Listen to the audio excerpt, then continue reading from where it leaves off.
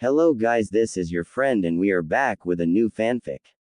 Which is what if OP Naruto build harem with Ino, Anko, Temari and Kurenai, part 1. And if you enjoy this fanfic then please press the like button and subscribe to my channel for more fanfic like this. And now let's start the fanfic. Goggles firmly resting on his forehead, Naruto looked for something to occupy his time. Nearly anything would do at this point, really. He had been tiredly waiting for nearly an hour and goddammit if he wasn't bored. The 9-year-old blonde pounded his head against the school desk silently as he continued to wait for the arrival of Mizuki-sensei or Aruka-sensei. This is Su Freya King boring.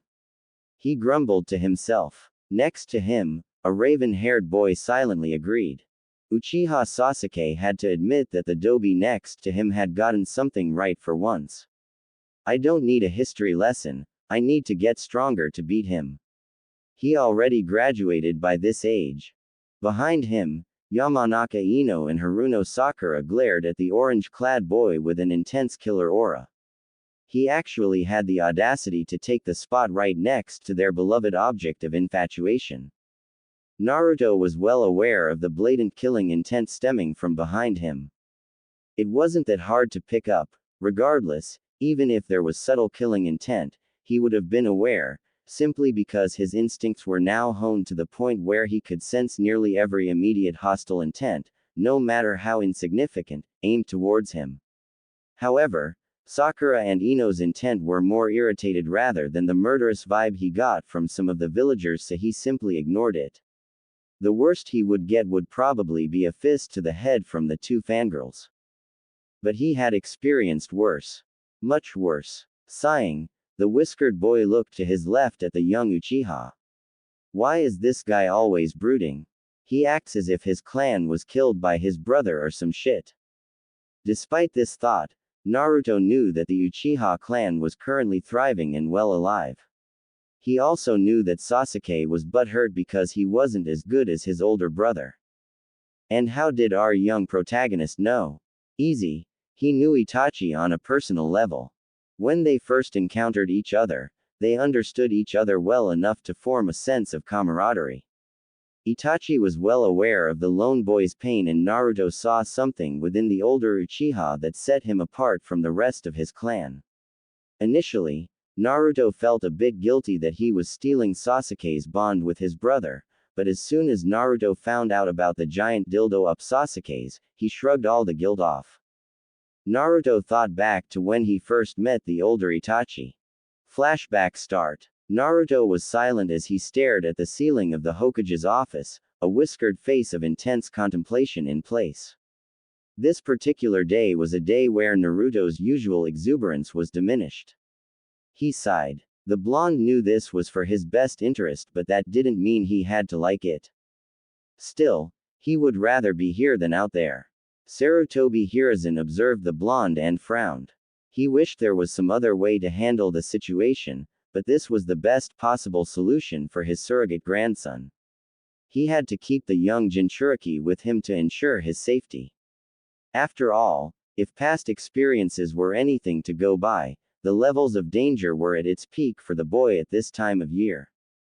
What unfortunate luck to be conceived on this day. The Sandaime Hokage gave a weary and annoyed sigh as his duty as the village leader prevented him from actually doing anything more in terms of providing any sense of normalcy for the child's birthday. The only thing that was normal about Naruto's birthday was the present that only he, the Sandaime, would give to him. Jiraiya of course sent him money, but Hiruzen didn't yet explain to Naruto as to who was funding him. He didn't want to let Naruto know about his godfather acting very, well, not godfather-like. How was a village leader supposed to explain to a child that his godfather couldn't be there for him because of said village leader's orders? The spy network provided by Jiraiya was invaluable and was crucial to the village's safety. This year Hiruzen gave the boy a set of practice kunai and shuriken. It was all much duller than the actual versions of the items, but needless to say, Naruto loved it. Naruto suddenly groaned. Gigi, I'm bored. Can we go somewhere? The now 8-year-old boy exclaimed. Hiruzen gave a sad smile. Naruto-kun, you know why I can't let you go out. But I don't know why. All I know is that the people will hurt me on my birthday, but I don't know why they do it. Naruto scowled as he interrupted his grandfather figure. The Sarutobi's smile turned into a frown. Knowing only one thing that could placate the boy, the aged Hokage set aside his paperwork and stood up. Alright, fine, Naruto-kun. We can go out today since it's your birthday. I'll even treat you out to some Ichirakus. Does that sound good? Yada. In an instant Naruto was standing up and enthusiastically pumping his little fist in the air. Hiruzen chuckled. Alright, get your stuff and we can head out as soon as you're ready. Suddenly, Hiruzen's eyes stant, mew, could be heard from the now slightly opened door. Hokage-sama, pardon the intrusion but the council wanted to speak to you about some urgent matter. Hiruzen frowned. Tell them I'm busy today. The Sandaime gave a good-natured smile to the blonde. After all, I have an important matter to attend to. Naruto beamed at the Hokage and latched onto the old man's robe. Hiruzen returned this affectionate gesture with several gentle and affectionate head taps. Mew's next words were a bit hesitant. Are you sure, Hokage-sama? The matter is regarding possible intrusion of Orochimaru. Say no more. I'll be there, the Sandaime interrupted rather sternly. At those words, Naruto's heart shattered as the boy's shoulders slumped depressingly. Tears threatened to spill as he bit his lips to keep himself from crying. Failing miserably, the Sandaime knelt down to the boy's eye level. I am so sorry, Naruto-kun. If I could, I would retire right now for you, but the village really needs me. You understand, don't you? Despite feeling slightly betrayed, Naruto nodded glumly. Hiruzen stood up and frowned. If only someone else could. Oh. If I'm not mistaken, it looks like Itachi came back. He felt the presence of one of the most prodigal shinobis coming in. Hiruzen then turned to the crying Jinchuriki and knelt once again. Naruto-kun, I promise I'll make it up to you, but in the meantime this will have to do, okay? Naruto looked confused as he looked up to the Sandaime's eyes with slightly blurred vision. Before he could ask, sounds of clothes rustling and movement resounded from behind him. Anbu Captain Kamataichi, Weasel, Mission Reporting Mission Number 3041. Status. Success, a sudden monotonous voice said. Ah, Kamataichi-kun, that is good to hear, however, I now have another mission that only you can accomplish. Do you accept? Hiruzen spoke with a smile. Realizing what the old Gigi was doing, Naruto giggled. Ignoring the laugh and presence of the young boy, Itachi straightened up and bowed. Yes, Hokage-sama. He knew it mattered not what kind of mission it was. If it was perilous and he needed to risk his life to complete it, he would do it in a heartbeat for his village. He would be a weapon of Konoha. He would be the Hokage's tool. He would be an instrument whose sole purpose was to do as asked and kill if necessary. You're babysitting Naruto-kun. The Sandaime quickly coughed out. He would be Konoha's most accomplished babysitter. Wait, what? Naruto gave a cheerful wave and snickered. Flashback end. Of course, the knowledge of him and Itachi being friends was a secret to everyone but Naruto, the Hokage and Itachi himself. Well, at least Naruto considered him a friend. An older brother even.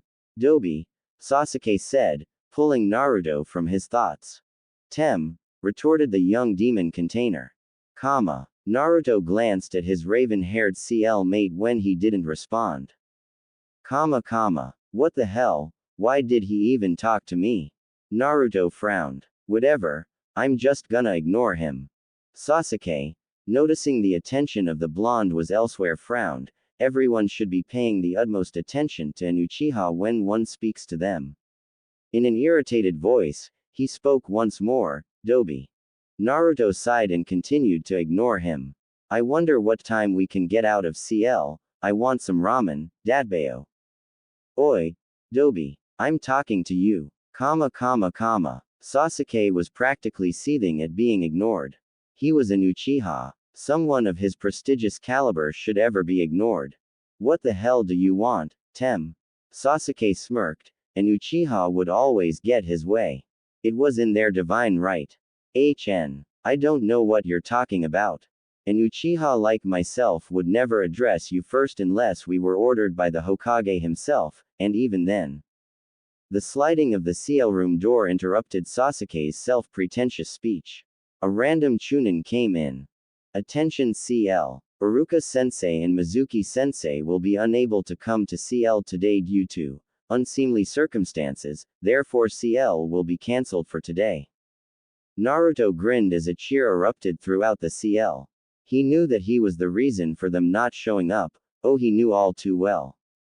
After all, he was the prankster king for a reason.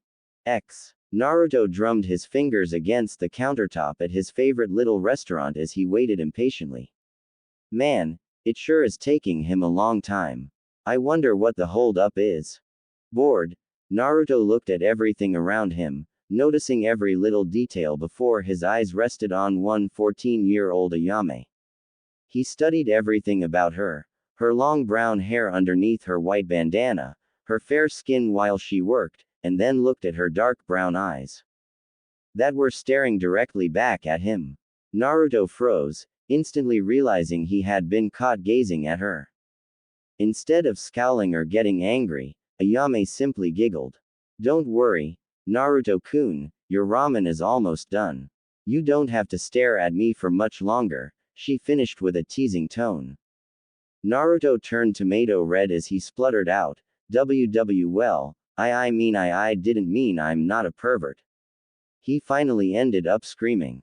A man's voice suddenly entered the verbal fray. Are you perving on my daughter Naruto? He yelled in fake anger, but Naruto didn't properly perceive it. Instantly recognizing the voice as Tsuki, Ayame's father, Naruto's visage became horrified.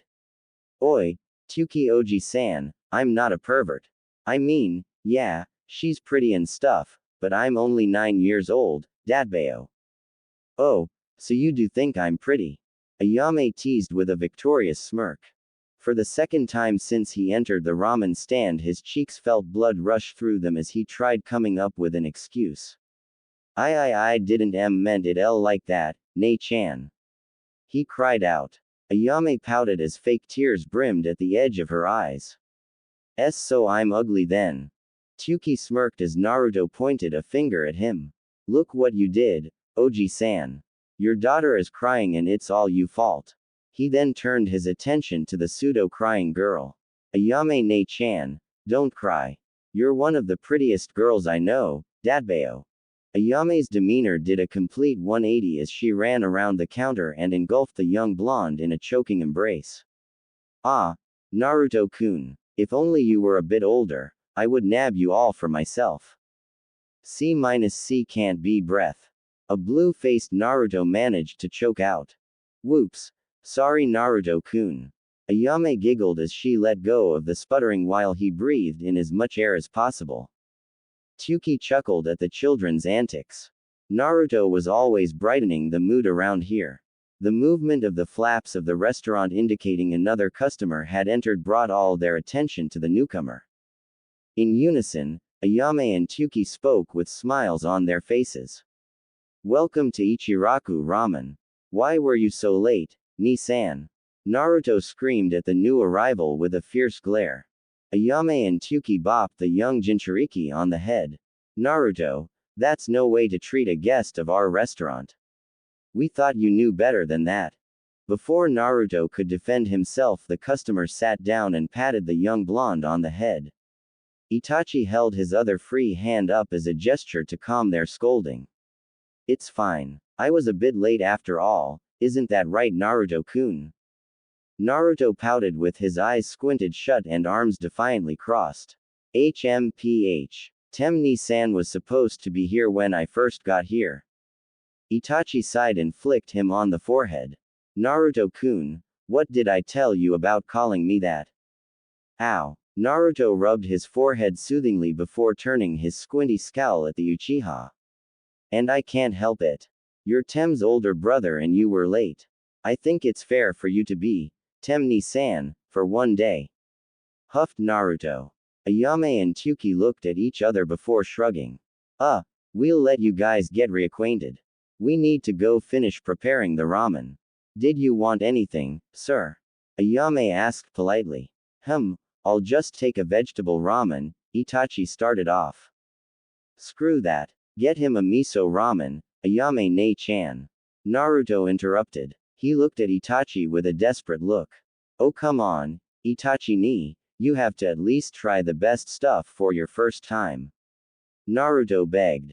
Itachi chuckled before he looked at Ayame and nodded in confirmation. I'll take one miso ramen then. When she left, he patted Naruto on the head.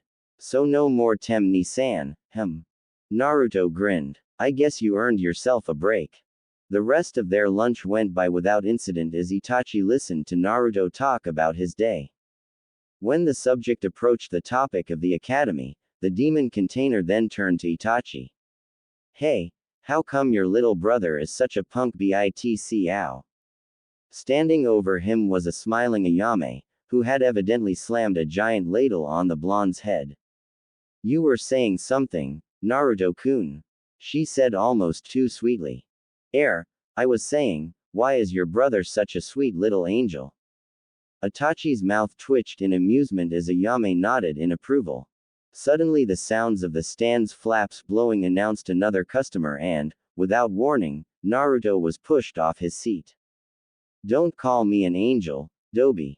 Itachi internally groaned. Of course his actual little brother had to show up.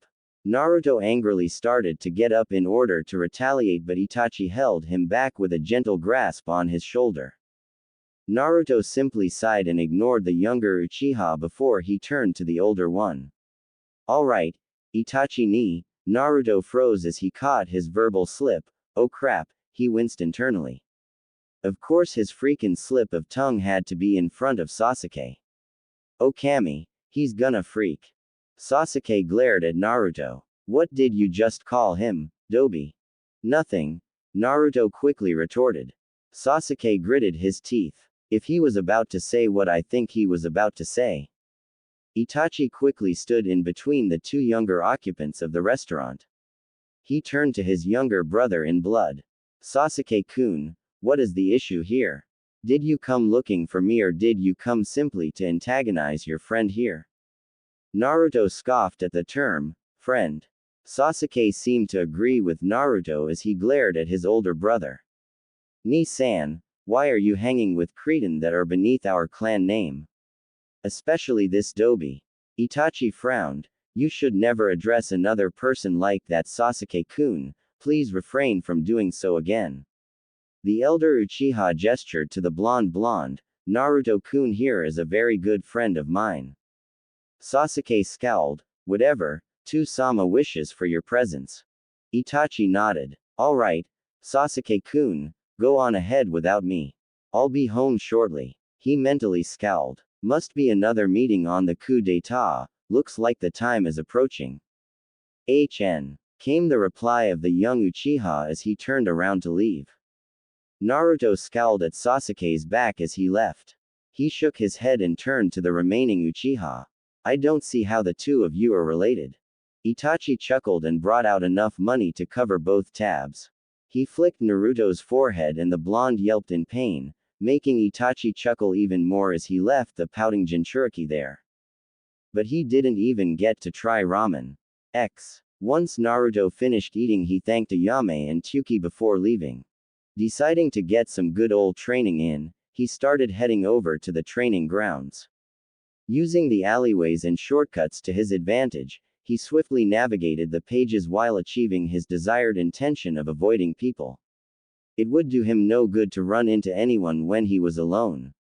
They didn't really do anything to him in broad daylight, but the occasional villager or shinobi would gain the courage to throw something at him. That included tomatoes and rotten food, as he recently found out.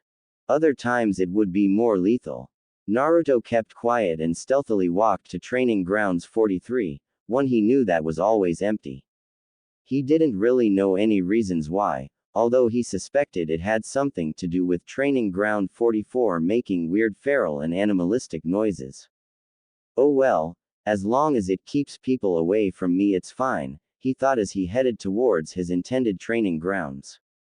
I wonder if that weird, youthful guy is gonna be around. Naruto frowned as he recalled the memories of the strange exuberant man. Oddly, the only thing he could recall is the words that the man kept shouting out with every punch and kick. Youth, youth, youth, youth, youth, youth, youth, youth, youth, youth, youth, youth. Naruto cringed as the image of a green spandexed man punching and screaming at the top of his lungs about youth altered his mind. Shuddering at the thought of him, Naruto never ever wanted to be near that guy unless it was for shinobi purposes, maybe. Despite his eager tendencies, Naruto knew the man was pretty strong at the very least. He was working out like a madman without tiring every time Naruto saw or heard him. The caterpillar man would have several boulders attached to him while he did whatever exercise. Whether the exercise be running up walls or impossibly steep cliffs or ravines, the man always did it an extreme way. Either attach multiple huge boulders to weigh him down, or sprint up only on 2 fingers. No weak man would ever do that. Anyway, Naruto decided that since no one else would take the time of the day to teach him, he'd learn on his own.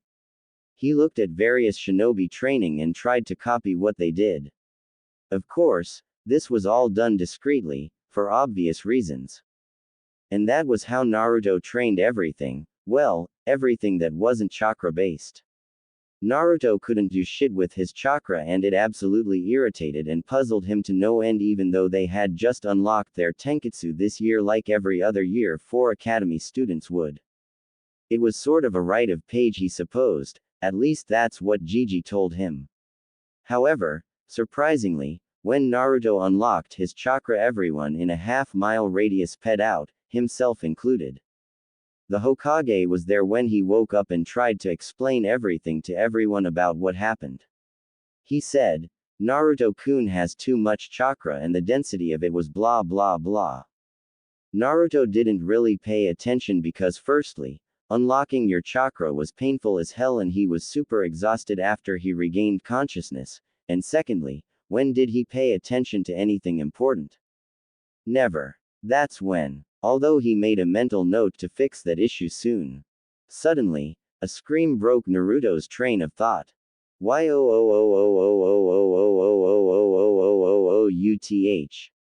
Youth. Youth. Oh Kami, he's close, Naruto mentally grimaced. He trudged towards the source of exuberance after some deep contemplation. It took a few moments, but with some common sense and the powerful need and want to get stronger, he reluctantly decided to go study the strange man. The enthusiastic screams of Paimon grew even louder until he finally arrived hidden in the dense forest. Welp, he was here now. For better or for worse, not even he knew. Okay, first he ran laps no, wait, did he stretch first? Well, no shit he stretched first. Everyone stretches first. Okay so let's restart. Stretch first. Laps, the basic push-ups and shit, then the advanced and crazy weird push-ups and shit, and then, Naruto paused for a moment with a puzzled expression. Damn it. What the hell did he do again? I can't concentrate right now next to this emo tit. Naruto glanced at the raven-haired boy next to him who was currently glaring at him. It had been like this ever since that incident at Ichiraku's. As soon as Naruto was in a 200 feet radius of Sasuke, the young Uchiha would find him and try to burn holes into the young blonde's very being. It was pretty uncanny. Actually, it would have been a pretty impressive feat of determination if it wasn't so creepy. Like, seriously, a wall could be separating the two and as soon as Naruto walked around the corner, Sasuke's duck head would be fully rotated to glare at him while his upper torso was facing a completely different direction. Seriously. What the? And to make things worse, wherever Naruto sat, Sasuke would sit right freaking next to him. I'm flattered and all, but I don't play for that team so, if you could kindly get away from me, that'd be splendid. Sasuke blushed from embarrassment while the girls glared at the whiskered boy for implying whimthing that would put all of their efforts down the drain. The guys on the other hand loved it. Kiba was practically howling with laughter while Choji chuckled. Shikamaru muttered a quick, troublesome, while having the faintest grin. Shino seemed to be impassive, but the shuddering of his chest and shoulders indicated silent laughter. I am not gay, Dobi. Sasuke hissed. Then why the hell do you keep staring at me and keep sitting near me? For the whole week on top of that? Naruto challenged. Stating these facts aloud seemed to have brought a heart-stopping realization to the girls who worshipped the young Uchiha. Many of the young females, including Ino and Sakura, looked at each other with worry and a hint of panic in their eyes. Why was Sasuke doing all those things? Naruto smirked at Sasuke, who just gritted his teeth. He didn't really want to explain that he was jealous of Naruto's bond with his older brother, along with wanting an explanation on how and why they were closer than Itachi and himself, his actual brother. Naruto continued smirking at the black-haired boy, which seemed to piss him off even more. Oh man, I love moments like these. Naruto was brought out of his thoughts when he heard something whizzing towards him. On instinct honed from all his life, he ducked and saw an eraser fly over his head, hitting the desk behind him. Naruto! Barked Iruka, obviously the person who had thrown the object at him. What was that for, Iruka-sensei? Naruto yelped. Iruka frowned. That was for not paying attention. Naruto looked incredulous. What? Are you serious? Of all people, me. Oh, for Kami's sake, look at the emo bastard next to me. He's been staring at me for the past few days. Not to mention he's been staring out the goddamned window for the past century and you didn't throw anything at him. Iruka looked thoughtful as he conceded a bit. Well, I suppose. Too bad, Naruto was on a roll now. And look at the two bimbos behind me. All they do is stare at Sir Emo. He jerked a thumb towards a still glaring Sasuke, and you don't ever see them getting something thrown at them. Sakura and Ino didn't even hear him as they continued their dream-like stare at the raven-haired boy, apparently having quelled the question of Sasuke's from their minds. Naruto then pointed to a sleeping Shikamaru. And this guy, he's literally slept every class since day one. At this point, everyone was staring at Naruto in awe, including Iruka, with one similar thought on their mind. When did the Dobi notice all these things? Naruto then turned his attention to Kiba, who was now clearly outside the classroom window playing with Akamaru. He's not even in class. Need I say more? Iruka looked outside with confusion on his face. What the hell, when did he get Kiba? Get your back in here. Kiba clicked his tongue in annoyance before he climbed back through the window, albeit begrudgingly. Naruto then glanced at Hinata, contemplating whether or not to expose her for her similar fangirl-like endeavors towards himself. Hinata, who thought she was next on the target list, ducked her head with a furious blush. The blonde Jinchuriki seemed to have changed his mind about calling her out on her weird stalking habit and resumed his rant. And look at Choji, what in the actual? Look at him. He has a damn grill in front of him with meat on it, and you're gonna call me out? Choji blatantly ignored everyone as he threw some more meat on the grill. Everyone's sweat dropped at the sight. Iruka looked defeated. Alright, I'm sorry, Naruto, and thank you for bringing this to my attention. Now everyone that was mentioned has detention.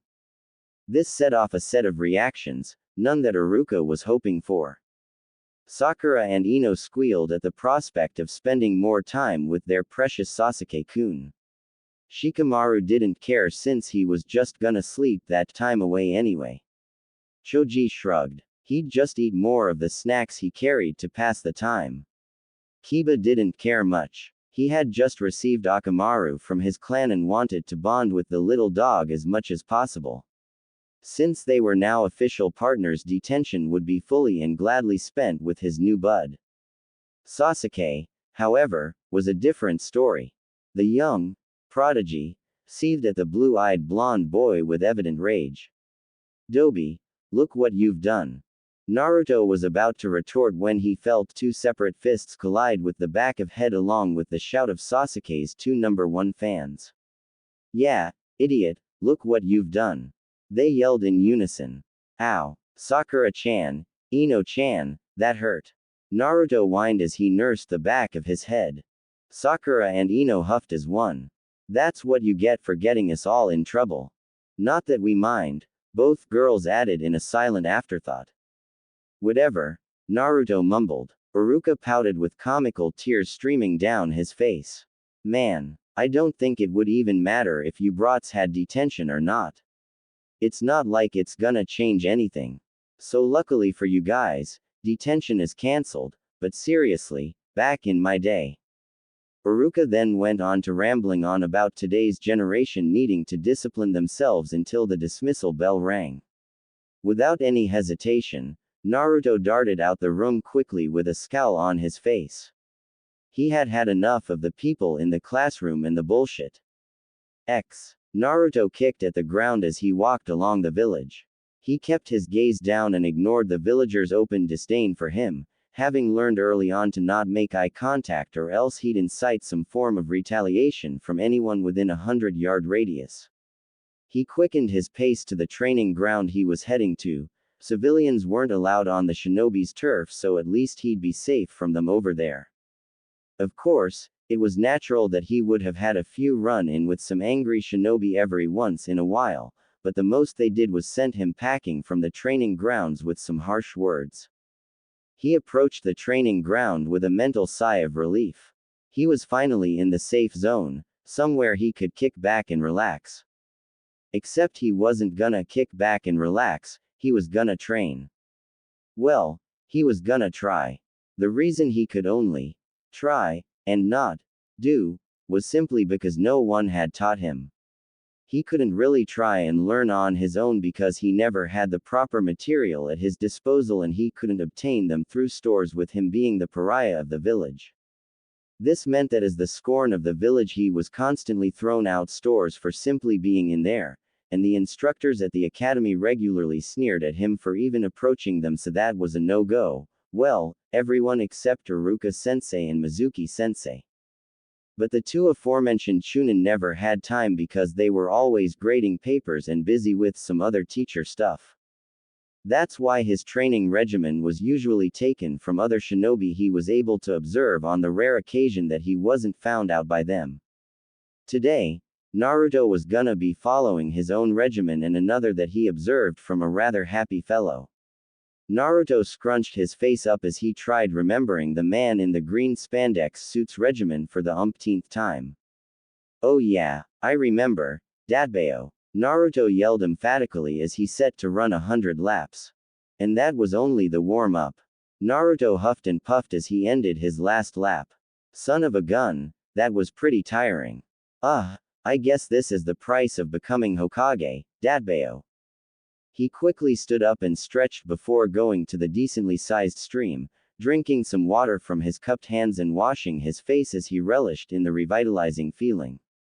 Feeling somewhat refreshed, Naruto set about to do the next part of the workout before he suddenly froze. What did he do next again?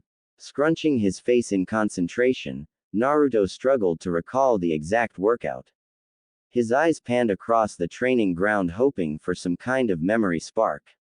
When his eyes fell on some boulders he yelped in triumph. Oh yeah, now I remember. Man, am I getting super smart or wah? Then he realized the detail of the workout's next step. Oh damn it all. He walked to the area with boulders littering the ground with great resignation. The green-clad man with the caterpillars above his eyes must be batshit crazy to do this. After dreadfully reaching his destination he stared at the rocks with a somewhat blank look on his face. Guess I gotta do this if I wanna be Hokage someday. Me sideways, Datbeo. He groaned as he lifted a boulder with his arms. Once there, he threw it in the sky and positioned himself to be as ready as he could. Naruto was lying down face up with his chest panting from the brutal workout he just endured. Thank Kami, my stamina is awesome. I barely finished that madman's workout, I don't know how that guy can move like a damn snake while I move at the pace of a damn turtle. Needless to say, walking laps around the training ground using only your hands was a tough workout, especially with a pretty giant boulder balanced on your feet. Well, it wasn't giant, but hey, a big rock on your feet that weighed nearly 50 pounds was pretty impressive, though Naruto saw the caterpillar man doing it with a boulder as big as a rhino. Oh well, one day I'll get there. I mean, that guy must be strong if he can do that crazy exercise. Suddenly, Naruto was put on alert mode as he heard footsteps approach his location. He tried jumping to his feet only to fall down from the sudden head rush and muscle fatigue. He cursed himself for being in such a vulnerable position. Shit, I shouldn't have. Naruto, is that you? Came a very familiar voice. The tension immediately dissipated from Naruto's body as he identified the source of the intruder. Holy crap, Mizuki-sensei. Thank Kami, it's just you. I thought you were someone who was gonna what are you doing here? Mizuki chuckled and feigned innocence. Oh, I was just looking for you, actually. I've seen you train really hard and I have to say, I'm impressed, so impressed in fact I was wondering if you wanted to graduate a couple of years early. Naruto's eyes widened at Mizuki's words. What? Are you serious, sensei? He asked excitedly. Mizuki nodded with pseudo-sincerity. Why yes, I am Naruto. Now, let me tell you what you have to do to pass. Internally, Mizuki was sneering. Time for you to get what's coming to you, you damn demon. Naruto panted heavily against a tree as he clutched the giant scroll close to his chest before he peered around the forested area to make sure no one had followed him. Seeing no one, he slid down against the tree and plopped onto his rear. He took a deep breath and relaxed, allowing a proud smile to adorn his face. He, Uzumaki Naruto, socially proclaimed, Dobi, had successfully stolen the scroll of seals from the Hokage Tower itself. Ha! No one can call me the dead last anymore. I'd like to see them try and do what I just did. Naruto adjusted his goggles from his forehead to his neck and wiped the sweat that accumulated on his visage. He eagerly opened the scroll and peered at the list of jutsus. Mizuki-sensei told me I only had to learn one of these to graduate early. Should be easy enough, I think, he muttered to himself as he scanned the parchment. His gaze fell on one particular jutsu, the Kage Bunshin no Jutsu. This jutsu allows the user to summon physical copies of themselves, however, the clone takes a lot of. Naruto frowned, the next few words were blurred and had holes through them from the old age. Ah, what the hell does it say? I can't see, damn it. Naruto squinted his eyes in hopes of making out any distinct words on the blurred out characters. Damn, whatever, where was I? However, the user has many benefits from this jutsu. It can perform various jutsu on its own, and on top of this, it can retain. Naruto swore loudly. Bah, this boring horse shit. Nobody has time for all that. I'm just gonna learn it. 1 hour later. Wow, that was actually pretty easy. What the hell? How come this one is so much easier than that damn regular Bunshin? Naruto pondered briefly before shrugging. Oh well, maybe there's another jutsu I can learn while I wait for Mizuki. Naruto, what the hell are you doing? A shout from Iruka interrupted him. When Naruto turned his head toward his sensei, he saw that he stood behind him with a somewhat disappointed face, although the blonde easily ignored the expression. Naruto's visage immediately brightened upon recognizing the voice. He jumped to his feet and turned around. Iruka-sensei. Oh man, I'm so glad you came early. I'm totally pumped to show you the new jutsu. Naruto. That I learned. It was actually really easy. I got it down in nearly half an hour, Naruto continued babbling on. Naruto. Iruka grew a tick mark on his head. But I thought about how. Naruto. What? Naruto stammered out in panicked fear. Iruka took Naruto by the shoulders. Naruto, this is serious. I need to know why you took the scroll. The blonde looked confused. For the test, Sensei. Mizuki-sensei told me that if I was able to take the scroll from Gigi's place and learn a jutsu, I'd be able to graduate as an early genin. Immediately piecing the puzzles together, Iruka's expression darkened as understanding emerged on his face. In a small voice, Naruto asked, Iruka-sensei, am I in trouble? The scarred Chunin's gaze softened. No, Naruto, you didn't do anything but listen to what your sensei told you to do. Suddenly, Naruto threw up a frantic finger behind him and screamed. Watch out, Iruka-sense. Too late. Thud. Iruka's eyes widened with momentary surprise before pain took over his mind as his back was penetrated by a Fuma shuriken. The scarred teacher gritted his teeth as he tried to rip the big hunk of metal from his flesh. Well, what do we have here? Came an incredibly condescending tone. Immediately, Iruka turned around, albeit painfully, and confronted the source of the voice. Mizuki, the injured Chunin snarled. What the hell do you think you're doing, you giant dip? Naruto screamed while pointing an accusing finger at the light-haired Chunin. Seeing the blonde Jinchuriki, Mizuki sneered with obvious disdain. Shut up, you fool.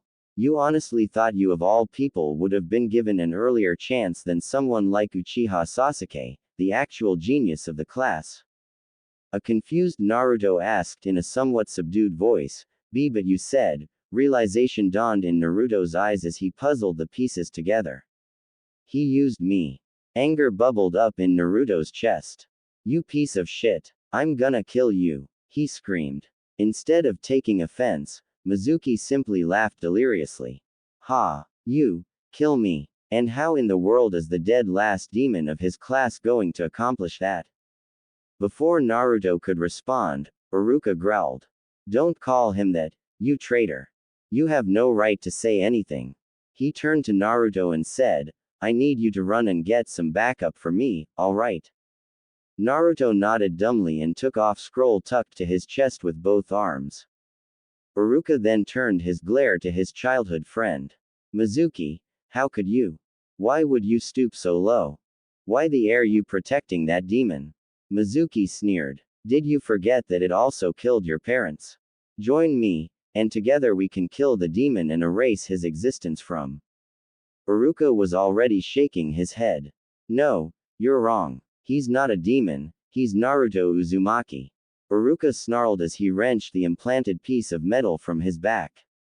He then threw the Fuma shuriken back at the pale-haired Chunin. Mizuki jumped onto a tree and latched onto it with chakra. He smirked haughtily. Face it, Iruka, you were never a match for me to begin with, and on top of that, you're injured, it's over. Iruka clenched his hands and gritted his teeth. Even he knew it was mostly true. But I still have to try. With that thought, he brought a kunai out and took a defensive stance. He had to try and buy Naruto as much time as he could. Naruto paused halfway through his run and slapped himself for his stupidity. What the hell was he doing? He has the Kage Bunshin for Kami's sake. He quickly formed the seal he had recently become acquainted with, and 3 clones were formed. Go directly to Hokage Gigi and tell him about the situation. The original Naruto ordered. It felt a little weird talking to his clones, but he'd have to get used to it. When the clones nodded in affirmation, the original Naruto turned back the way he came from with a look of determination. I won't let anything happen to Iruka-sensei. No. Naruto frantically thought as he looked at the lifeless form in front of him. How could this have happened? It wasn't supposed to happen this way. Damn it. Naruto cursed as tears ran down his face. He fell to his knees and pounded at the ground in depressing frustration and sobbed hysterically until he heard a sneering voice. What's wrong, demon boy? Does it feel bad to see your loved ones die at the hand of the demon? Now you know how everyone in Konoha feel. Shut up, Naruto growled. Mizuki laughed mockingly. Or what? Are you gonna? Mizuki froze with fear. This sensation, it hadn't been felt for nearly a decade, but he would and could never forget it. Even if he wanted to. The pale-haired Chunin broke out in cold sweat at the presence of the ferocious pressure exuding from the blonde boy in front of him. One thought dominated his mind. The Kyuubi no Kitsune. X. A man with half his face covered in bandage wrapping approached the tower accompanied by two others. Shimura Danzo, previously a candidate for the Hokage position and ex-teammate of the current Hokage in office, was now an elder for Konohagakure. With his two fellow elders and former teammates alongside him, he headed to the office of one Sarutobi Hiruzen. Kaharu and Homura, the two that accompanied him, had a stern look on their wrinkly faces. While it wasn't obvious from a first glance, their walk was full of tension and their strides carried a sense of urgency. Today was the last day to take action. Upon reaching the office door, the three elders ignored the protesting secretary and barged in. Hiruzen turned an impassive gaze to the three who had intruded. He knew the reason as to why they had come. Their motives had been a pressing thought in his mind for the past few weeks. Ever since the elders and he had caught wind of dissension amongst a particular Dujutsu-wielding clan, they engaged in a heavy discussion on how their next course of action should be taken. Being the peace-loving senile he was, the Sandaime wanted to handle the situation diplomatically, hoping somehow that words would be able to diffuse the issue. However, Danzo and the other elders came today and demanded justice, no matter how brutal the method was. Hiruzen, the time is near and you promised us an answer. We must not waste time any longer. Their traitorous Actio. From the corner of his eyes, he saw a mop of blonde hair shrouded in a transparent red cloak in the all-seeing crystal ball. The elders yelped in surprise when their ex-teammate ran out the door, completely ignoring them. Sarutobi Hiruzen, Sandaime Hokage of Konohagakure, had witnessed many dark moments in his life. He had seen families torn apart, the deaths of loved ones, comrades and fellow shinobi, and was of the few that saw the unfortunate brutality of all three great shinobi wars. But none could prepare him for the scene before him. In front of him lied the savagely torn remains of the traitorous Chunin Mizuki. Not a single shred of skin was left intact. Tissues, muscles and shattered bones were all strewn apart on the forest ground.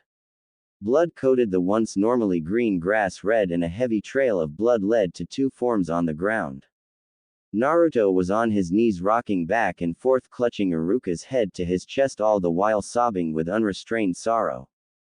A solemn expression took a hold of the Sandaime's face as he approached Naruto before gently placing a hand on the young Jinchuriki's shoulder, making the grieving boy lift his face to meet his village leader's eyes. Immediately, the Hokage knelt and the young blonde immediately clutched onto his robes desperately.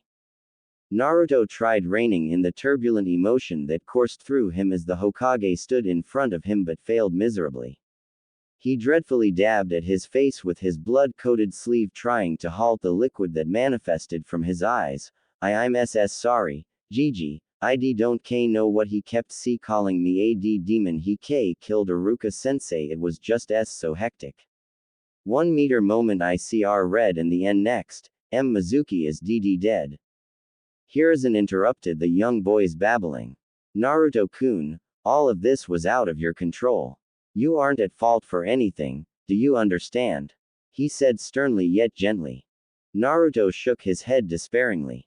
I should have said no, he asked me to do this.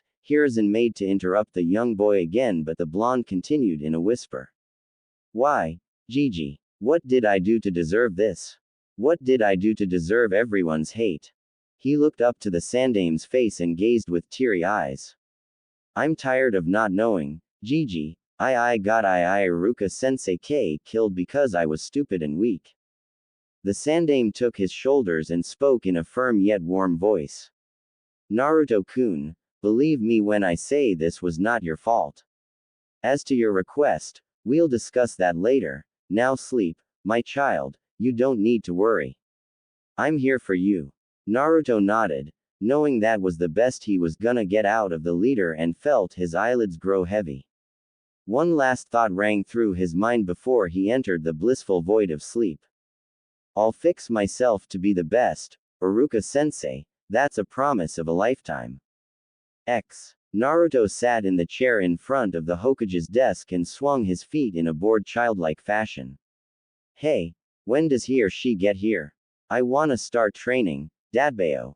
Sarutobi Hiruzen pinched the bridge of his nose in obvious agitation.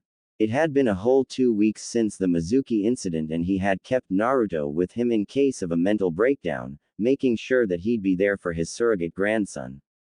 Yet it seemed as if he didn't need to worry because the boy was nearly back to normal. Hiruzen observed Naruto's every action from the beginning and all of the signs pointed to the theory that Naruto didn't remember killing Mizuki in his chaotic frenzy. However, that wasn't why the Hokage was a bit irritated. The problem was that Naruto was now obsessed with training for Kami knows why and the little blonde wouldn't stop bugging the old man about it. Hiruzen simply shook his head. Naruto-kun, there was no guarantee that the person we were talking about would show up today, and besides, you know that the person is busy. How about you go home for today and come back tomorrow? Naruto's shoulders slumped at the thought of waiting another day. He plopped onto his 2 feet and replied in a grumpy tone. Fine. He thought on what he should do. The academy was on a summer break so he literally had nothing to do. He could always pull some pranks but he didn't feel like it due to all the recent events. Hiruzen exerted a tired breath as he watched the little blonde Jinchuriki exit the office and went back to previous thoughts. The problem that was rising from a particular clan did not bode well for him or Konoha and he was sure the elders were going to come back sooner or later.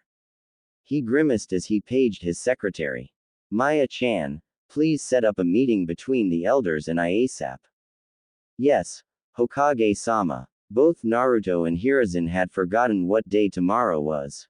October 10th, the day that the Kyuubi no Kitsune attacked. It was also Naruto's birthday. Single quote exclamation mark exclamation mark exclamation mark single quote. Naruto cursed himself for being such an idiot. How did he forget today? Of all people, how could he forget? Naruto stumbled to the ground as the pain in his leg finally caught up to him. I guess the adrenaline wore off now, he grimly realized. He shakily got up to his feet only to fall again. Damn it, he cursed. He looked over from the direction he came from and saw the mob generalizing towards his direction loosely. Naruto chuckled darkly when he heard them scream out the usual bullshit. Find the demon. He went this way. Don't let the bastard escape. Make him pay. If he had received a single ryo for all those phrases he had just heard, he'd have enough to buy out the entire elemental nations and then some. It was so cliché and he heard it a shit ton of times more on this specific day than any other. October 10th. Yep, it was an absolutely great day for a birthday. Naruto gritted his teeth in pain as he once again attempted to stand up. He had to get away now, otherwise the mob would catch him again. Footsteps pounded towards Naruto's general direction as he hobbled along desperately, taking a glance back while moving. He failed to notice the figure right in front of him.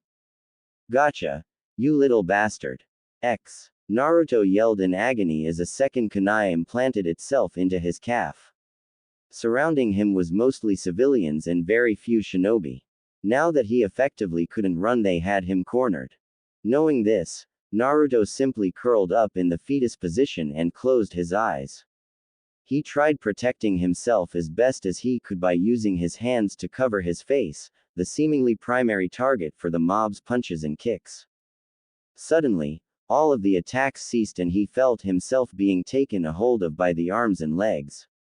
Trembling and shaking, Naruto fearfully opened his eyes to see himself being taken by the shinobi to outside the village walls.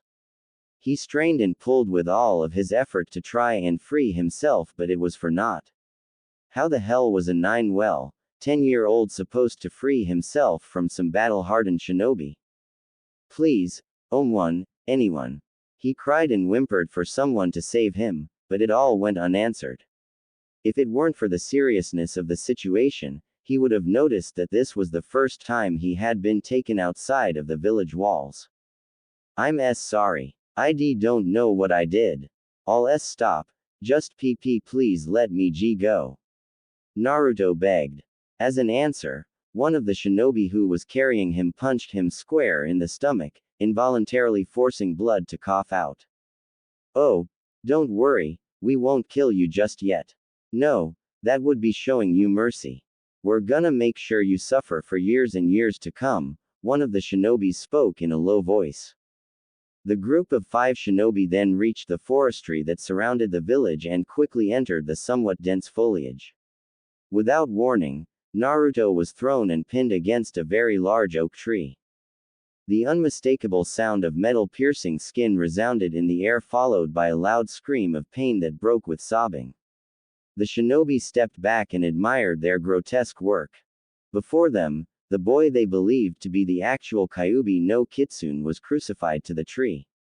Kunai implanted at his wrists and ankles prevented movement and caused Naruto continued crying helplessly while desperately apologizing for crimes he didn't commit. A shinobi with an eye patch over his left eye stepped forward. Seeing how the other shinobi made a path for him, Naruto assumed he was the leader and looked at him with tears streaming down in torrents. Speaking in a light tone that didn't fit the situation, the man spoke with a wide smile. 9 years ago I lost part of my life. Nearly everything was taken from me, my family, my friends, my wife and even my children. His demeanor took a 180 as he slapped Naruto in the face without warning, causing the blonde to cry out in pain. In a low and angry voice, the one-eyed man said, and as if that wasn't bad enough, you just had to take my eye. Upon saying this, he lifted his eye patch and revealed a rotting eye socket. Naruto felt his stomach content rising to his throat as he quickly averted his eyes downward. In the end, Naruto willed the stomach content down through sheer willpower. Please, I won't say anything if you let me go, Naruto whispered, face still stinging from the man's sudden blow to him earlier. He would have begged, but he was quickly losing energy. He was only hoping his words would placate the man. Instead of answering his question, the man drew a kunai and twirled it around his finger. Gazing at the weapon as it glinted against the moonlight, he spoke slowly. You know, it really is only having one eye. He directed his attention to Naruto and looked the young blonde in the eyes with a dangerous look. Do you know where my eye is? He asked as he tilted his head with a maniacal smile on his face. Naruto shook his head slowly in fear, not trusting the words he'd let out. He didn't want to risk his answer angering the obviously deranged man. Oh, now that's a real bummer. The man frowned and looked crestfallen. His shoulders slumped and the kunai he was twirling around fell to a standstill as he looked down in a defeated manner. For a few seconds Naruto almost believed that he had somehow calmed the crazy man from any extreme actions. Almost. The man abruptly stood tall with a cheery smile on his face. Well, you know how that saying goes, an eye for an eye. With that being said, the man smiled and approached Naruto with malicious intent. The mention of Naruto's name on this particular day made the Sandaime Hokage pale with unease. They had just got done going over the report of the incident and Itachi had one last request before he was marked as a nuke nin. Hiruzen had smiled sadly when he heard this. One of the few people Naruto had bonded with was now leaving all because of himself and the council. Itachi's last request was to visit the blonde he had bonded with over the last year and a half before he left. That's when the weight of the current date decided to firmly stomp its way into his mind. That led to the both of them quickly striding over to the desk to use the crystal ball to locate him. Once they looked through the crystal ball to find Naruto, much to their horror, they saw a group of ninja carrying him into the outer forest of Konoha. Immediately, the Hokage cursed himself for being such a fool. He knew what day it was, yet somehow, nearly every year around the same time, something always occupied him. It was not a coincidence, he theorized, the civilian council and majority of the shinobi's were behind this somehow. He just couldn't find any damnable evidence. Itachi and the Sandaime used the Shunshin no Jutsu immediately to the front gates of the village. Recognizing that they were still in the immediate forest of Konoha, Itachi and Hiruzen had decided to split up to find the boy. Although this was their home village, the forest was just simply too damn big for them to automatically know where everything was at by heart. Itachi, if you find Naruto, bring him back immediately to the tower. If you find those responsible, you know what to do. However, you know you must immediately leave as soon as possible. The village will find out about what you did soon enough. The Sandaime spoke swiftly without remorse and only with absolute authority. It was the man known as the professor and the Hokage speaking, not the loving grandfatherly figure to the people of Konoha. Yes, Hokage-sama, Itachi instantly replied before running off to the east side of the forest. The Sarutobi really wished at this moment that he could call on his Jonin and Anbu, but he needed to keep everything discreet if he were to grant Itachi's last request. With these thoughts, the Sandaime shot off in the opposite direction from Itachi. Kage Bunshin no Jutsu, Shadow Clone Jutsu. Itachi whispered. Summoning 3 Kage Bunshins took a solid amount of chakra from Itachi, hence the reason he didn't create a lot more. It would be useless to summon 30 clones only to dispel them after 30 seconds or a minute. No, it would be more efficient to summon a few and have them be able to use a decent amount of chakra to help them find the young blonde.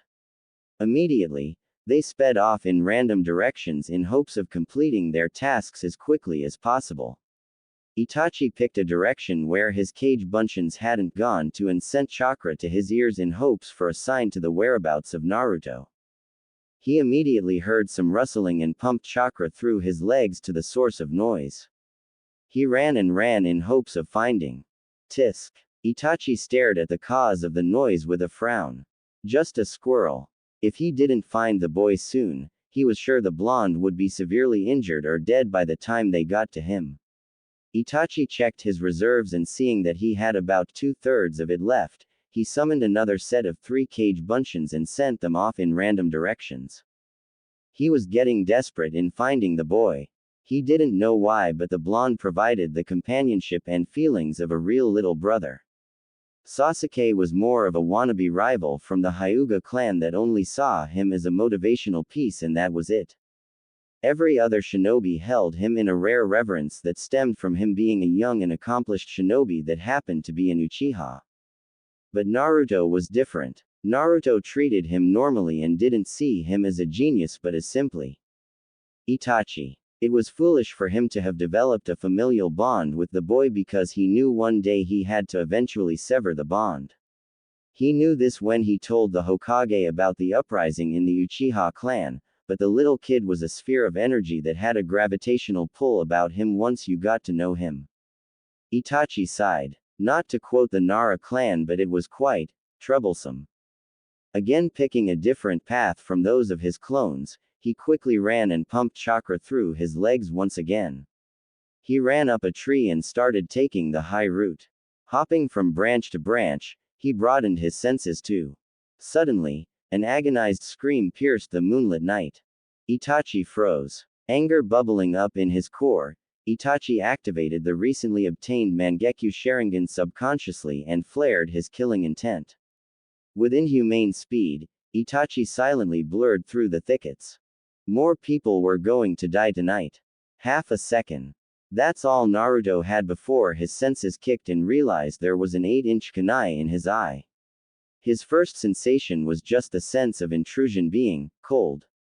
Then it became hot. Extremely hot. Excruciating pain flared in his damaged orbital. Blood and serous fluid gushed out from his socket in an unrestrained torrent, quickly coating the right side of his face with blood. Naruto's scream filled the night with agony only to be cut off by the blood leaking into his esophagus. Spluttering and sobbing, Naruto spat out blood as he tried screaming out in pain, speak even, yet it was to no avail as the pain overrode his urge to emit any form of decibel. For reasons unknown, the grunts of the shinobi group came forward and ripped the kunai out viciously from the boy's limbs and let the demon container drop to the floor like a heap of trash. Naruto immediately took to the fetal position and whimpered uncontrollably. At the sight of this, The shinobis roared with laughter and continued jaunting at the Jinchuriki's expense. Everyone encircled the boy and took turns spitting and kicking at the demon boy. Suddenly, everyone froze as they felt as though a very dangerous predator was in the vicinity. Killer intent took a hold of everyone like a giant wave had just crashed upon them. After a few moments of fear-induced stupor, the heinous group of shinobis looked around desperately trying to pinpoint the source of terror. No one made a sound except for the still whimpering Naruto. You had all made a grave mistake. Kaden, Ruka no Jutsu, fire release, racing fire, the voice whispered. Suddenly, a figure jumped up into the night sky with his silhouette against the bright translucent moon. A pair of Sharingan-activated eyes stared bore holes into everyone's gaze as fire split into 5 directions, each toward their own target.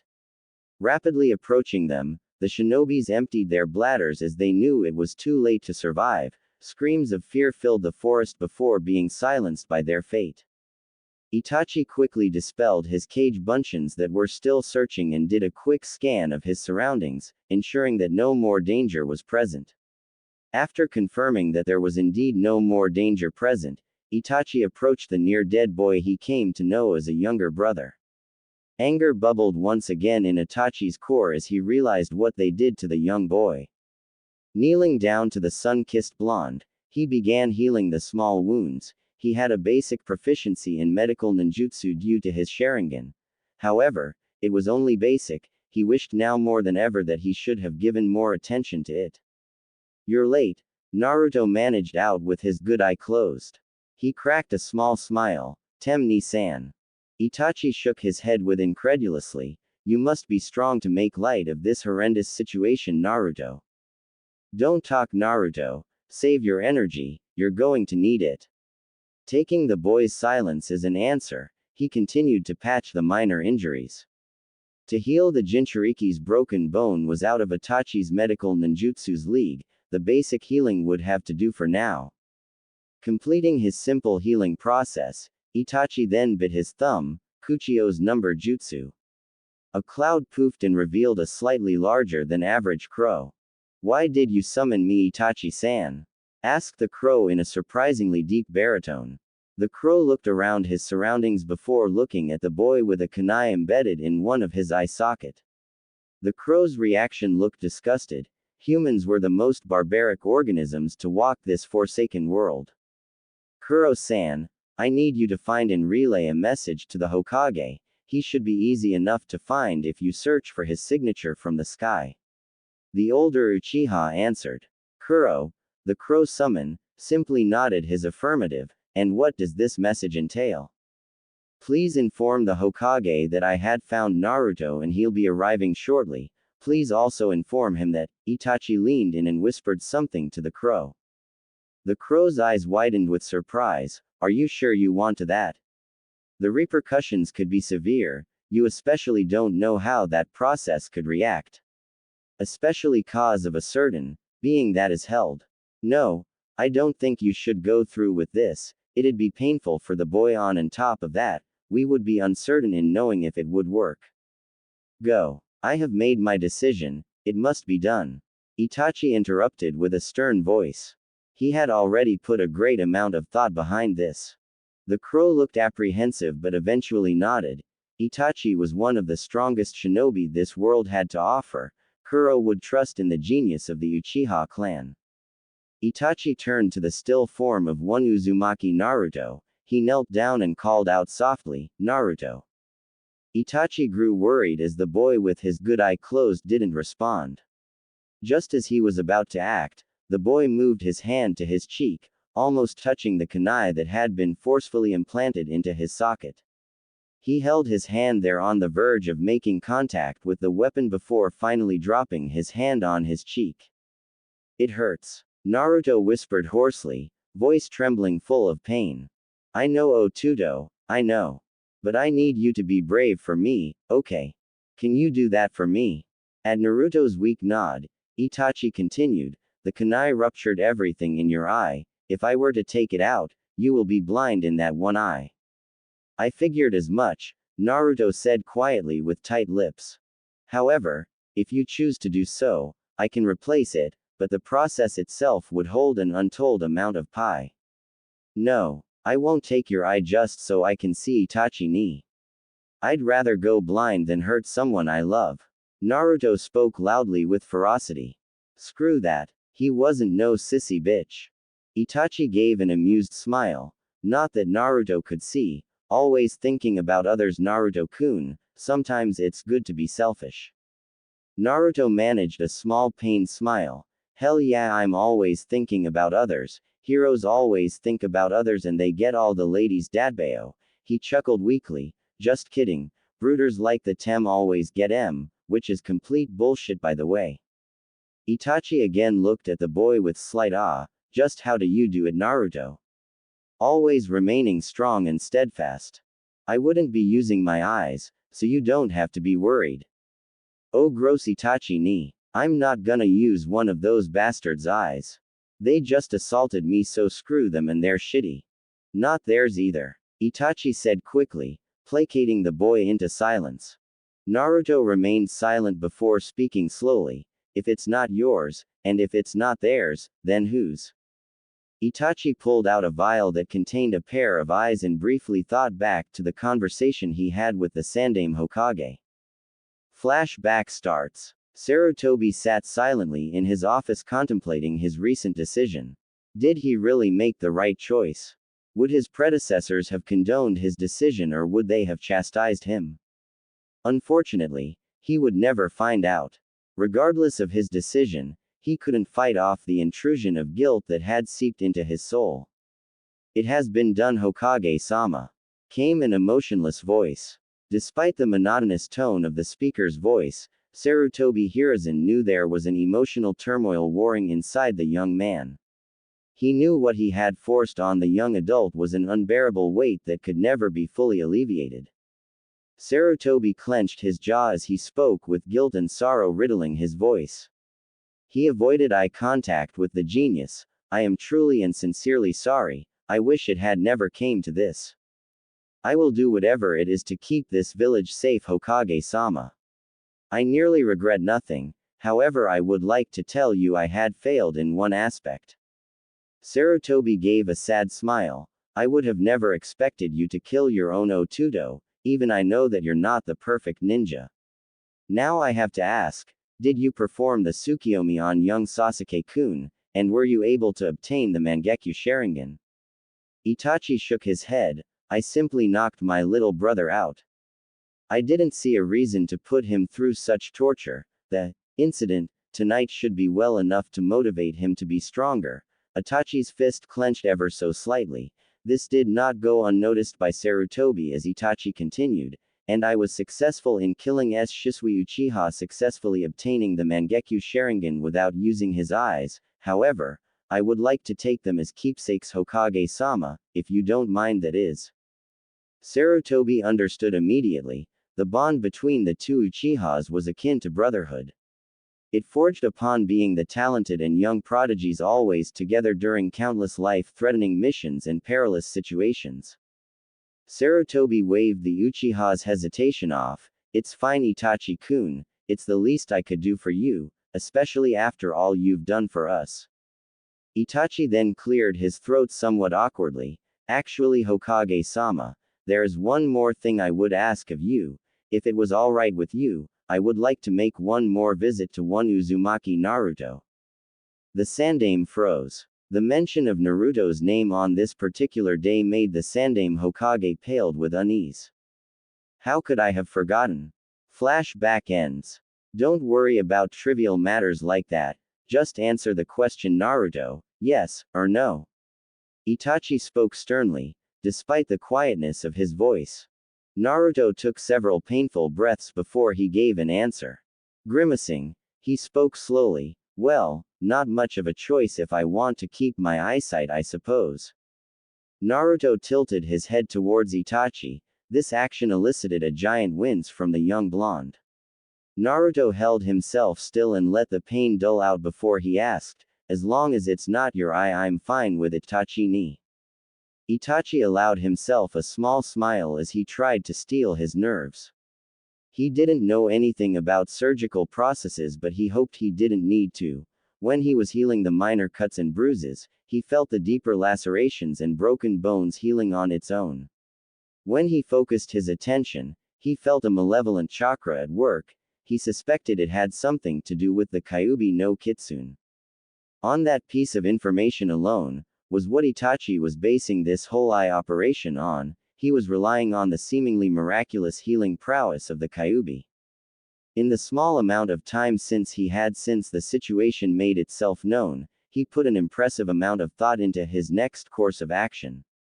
In the precious moments he had to think, he ended up deciding that the risk would be worth it. Even if the procedure failed, it would still result with the loss of an eye. And if it succeeded, then Naruto would come out stronger than ever, hopefully to the point where nothing even remotely similar to this situation would ever occur. So if that was the reward from all this, Itachi would have to risk it. This would be the last time he'd ever be able to watch out for Naruto for a long, very long, time. He just hoped it would pay off. Quickly muttering a quick, Kage Bunshin no Jutsu, Itachi ordered his shadow clone to pick up the blonde into a more comfortable position. As soon as that was done, Itachi set the vial that contained Shisui's eyes onto the ground next to the Jinchuriki lying flat on his back.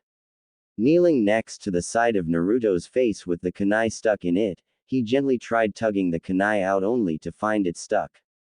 Naruto involuntarily let out a yelp of pain at Itachi's action. Despite the Uchiha's good intention, Naruto couldn't help but scowl slightly. Of course, any facial movement that even slightly contracted the muscles around Naruto's right eye flared a sudden increase in pain. So he yelped again. Man, this ing-s. Man, from here on out, my luck better multiply into infinity and freakin' beyond, cause I am tired of all this freakin' bull crap, he thought as the pain dulled to a more bearable amount. Naruto, I'm gonna have to heat up the kunai with flames slowly so it doesn't stay lodged in your socket. I'm going to heat it from the handle so I don't burn the rest of your face. In other words, it's gonna hurt like a bitch. Naruto finished. Itachi let out a small, HN, in affirmative. Naruto grimaced once more. Well, sooner always better than later, right? Itachi summoned another Kage Bunshin on top of the other one. Ordering them to hold Naruto down, Itachi quickly placed his hands on the handle and used an extremely simple Kaden Jutsu to coat his hands with flames. Naruto gave a loud gulp as he waited for the kunai to heat up. He didn't have to wait long as he felt the metal starting to heat up to the point of it being similar to lukewarm.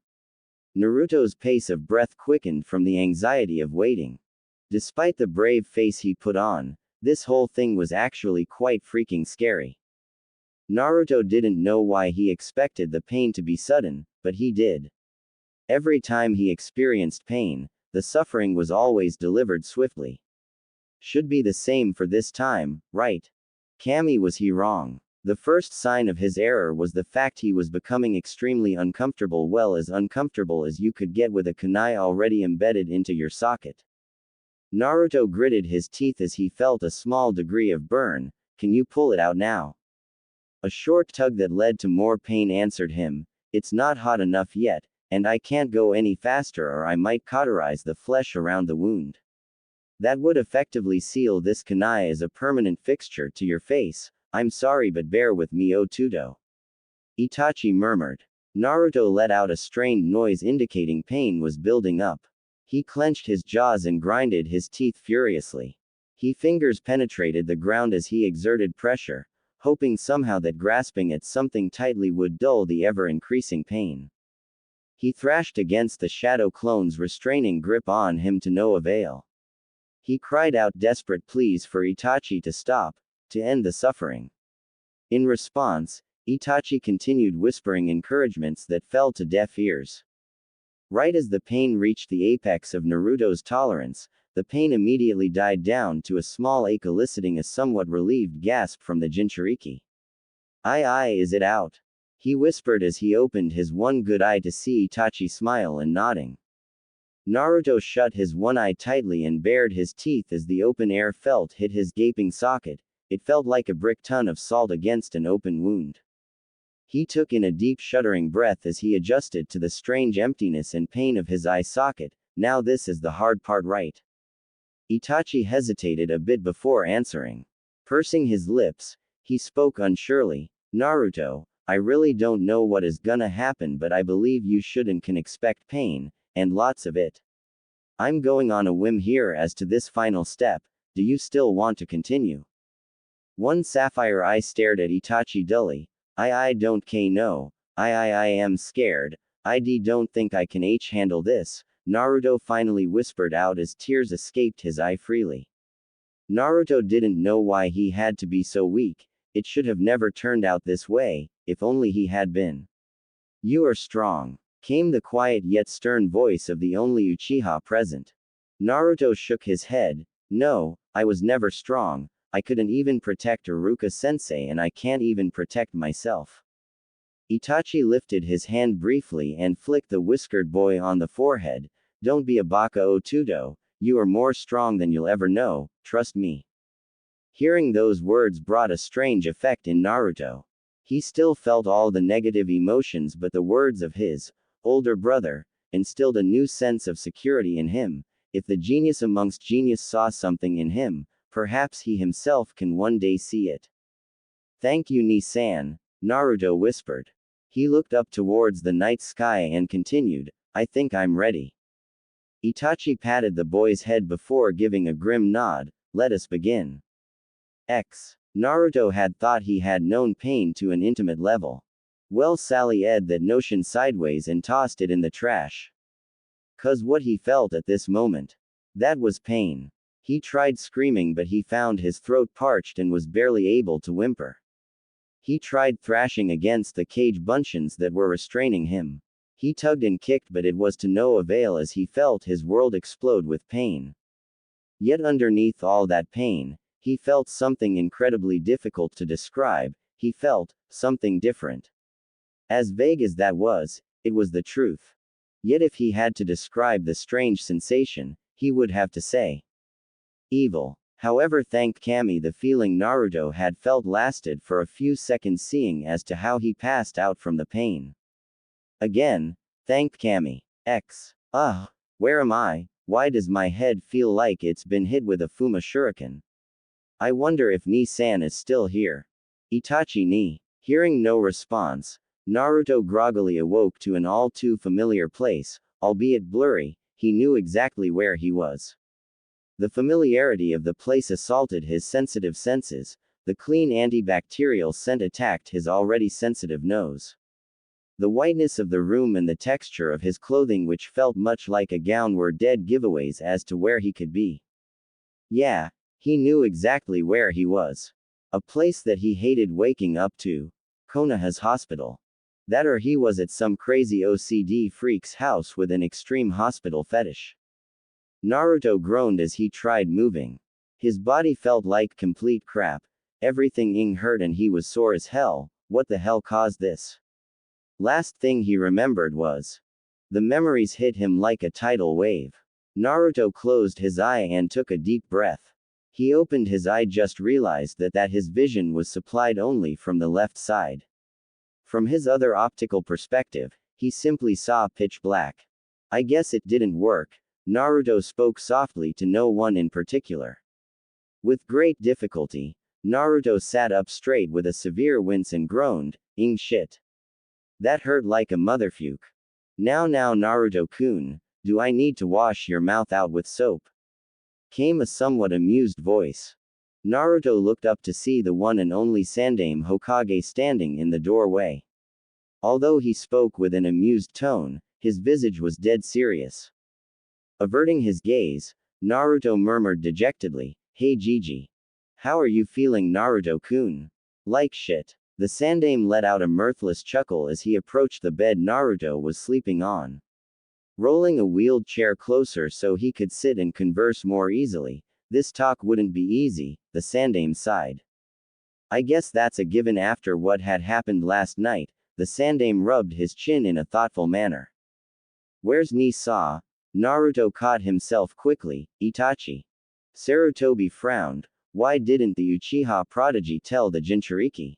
Sarutobi hesitantly spoke. Naruto, Itachi betrayed Konoha. Naruto frowned. Haha, Gigi, I'm not really in the mood for jokes, so can you seriously tell me where he's at? Or send him here. Naruto, I'm sorry, but I am being completely serious when I say he massacred the Uchiha clan last night. Naruto stared at the Sandaime desperately looking for any signs of joke, but he only found regret and sorrow on the face of the man he saw as grandfather. Naruto then looked forward with his one eye. His gaze took in everything, yet he saw nothing. The sapphire-colored eye dulled, much like a gemstone covered in sheets of dust. His thoughts ran 1,000,000 miles per second. How could he do this to Konoha? Why would he do that to his family? Why would Itachi leave him? That had hurt the most. He knew they bonded like a little brother would with an older brother. Didn't Itachi know he was one of his most precious person? Naruto only had him and the Gigi. He had to have known. Naruto had told him 1,000,000 times. Tears started to fall out as Naruto clenched at his heart, desperate to placate the heartbreaking ache. His chest shuddered with short and uncontrolled breathing. Naruto glanced at the Sandaime and suddenly felt angry. He clenched his jaws and tightened his fist. Why is this shit always happening to me? It's not fair. Frustrated tears started to stream out of his open eye. How come the supposed leader of our village fails so miserably at preventing pain? Are you alright, Naruto-kun? Came the worried voice the Sandaime. Fantastic, Gigi. This year had been abso-lutely amazing. Couldn't you tell? He spat out venomously. The Sandaime placed a gentle hand on Naruto's shoulder. I'm sorry, Naruto, just know that in time, everything will be better. Shoving the old man's hand away forcefully, Naruto spoke coldly, don't touch me. Sarutobi smiled sadly. The boy was in the right to feel angry. All he could do is be patient and hear the child out. Tell me what's wrong, Naruto-kun. Tell you what's wrong? He asked incredulously. He glared at the village leader. What the hell do you mean? Are you seriously that old that you can't even tell what the hell is wrong? Naruto took a forced breath as he closed his eye. Well, let me tell you, Hokage-sama. He spoke of the formal title with obvious sarcasm before continuing. In this month alone, I had lost nearly half of the people that care for me. The two people that was actually willing to protect me. Naruto-kun, you know I do my best to try and protect you. Bullshit, Gigi. And you know it. He pointed a finger to the eye that been destroyed. How the hell did this happen if you try your best to protect me? You're the freaking Hokage. He gritted his teeth. I want to know why this happens to me. Every year, Gigi, this happens to me. I want to know why. Naruto-kun, I'm sorry, I can't tell you because it's a classified S-ranked secret. Naruto grinded his teeth and let out a frustrated growl. Then when will it be okay? When I get raped. Next year when I die. Naruto spat out. Sarutobi took on an aghast look. Is this how you truly feel, Naruto-kun? I had no idea. He must have been holding it in for so long. Naruto-kun, I would never let that happen to you. From here on out, I'll double the Anbu. Naruto scoffed. The Anbu. Are you serious? Where was the Anbu when I was getting my eye carved out?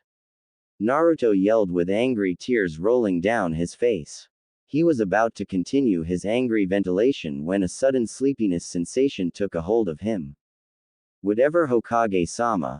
I'm done, leave me alone, Naruto muttered as he went to lay back down. He turned his back to him, effectively ignoring the sad face on the wizened old man. Very well, Naruto-kun, just know that I love you and better days will come for you. If Naruto had heard him, he certainly gave no indication that he did. Silence ensued as the Hokage took his leave. Sarutobi Hiruzen sighed as he walked outside into the hallway. Did you hear all of young Naruto-kun's words? Itachi looked at the door of the Jinchurikis and sighed, briefly thinking over last night's event.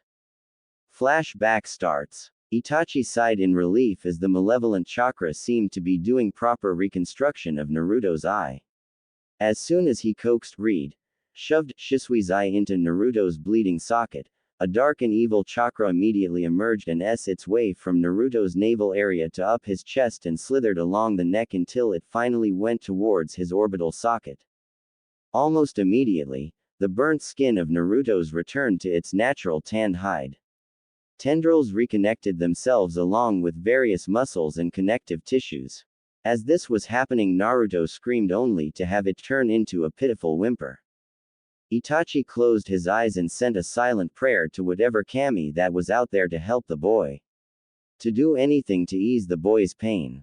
Itachi's prayer seemed to have been answered as the boy seemed to fall into an unconscious state. Itachi's worry eased a bit. He had thought his surrogate brother had died, but the Yubi's chakra was still at work. However, instead of the chakra only reaching the eye, it had now spread and encased his whole body with the chakra. As soon as Itachi's cage buncheons came in contact with the chakra, their hands corroded a bit before dispelling. Itachi sat down and closed his eyes. Tears streamed out of the prodigy's eyes. It had been such an exhausting past 24 hours. The incident involving his clan had affected him more than he had let on. As much as he'd like to be the perfect shinobi, one without emotion, he just couldn't. How could someone kill their friends, best friends, and their family without feeling such a thing? Itachi was strong, a genius amongst a genius. But he was not a monster. He still felt every emotion torrent through him just as any other human. He looked upon the night sky and spoke to no one in particular. Shisui, I am so sorry for everything. He looked at the boy covered in the Biju's chakra, but know that you will live on through him in a way. He is strong-minded and strong-willed much like you. His tears stopped as he let out his feelings. It had been way too long since he had shown any emotions. A few minutes later, Itachi sighed once again in relief as the chakra-enveloped boy seemed to thin out to the point where it wouldn't be fatal to come in contact with for a few minutes. Itachi knew not to touch the boy when the vile chakra was so thickly saturating the boy's figure. However, he didn't have much time left, he had to leave soon. So without a single care in the world, he picked the young boy up while the chakra ate at his clothes and skin, albeit slowly. Itachi gritted his teeth. This pain is nothing compared to Naruto's suffering. He hugged the boy tighter to his chest despite the pain. A lone tear fell into the cheek of unconscious boy. I'm sorry for everything, oh Tudo. Flashback ends. The boy is in pain. Hopefully time will be able to mend his heart. Itachi wordlessly nodded in agreement with a slight frown on his face. He could practically feel the emotions rolling off from the young Jinchuriki's room. Hokage-sama, why didn't you tell him of his other eye? In all truth, I was going to, but he is emotionally distraught at the moment and I don't believe being emotionally stable with a Sharingan in your eye is not a very good mix, the old man said honestly. Itachi nodded.